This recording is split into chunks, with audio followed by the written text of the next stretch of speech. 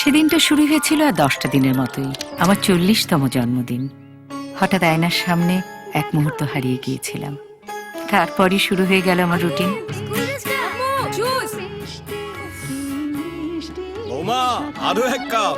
বৌমা, যতটা পারি করি, ভালোই লাগে। 40টা বছর বেশ ভালোই তো কেটে গেল, কিন্তু আজকের দিনটা ওদের কারো মনে থাকলো না। Happy birthday to you.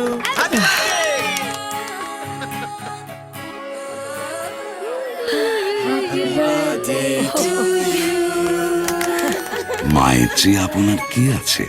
সেই মায়ের কাছে বছরের পর বছর নিজেকে আপন করে নিয়েছে জেট।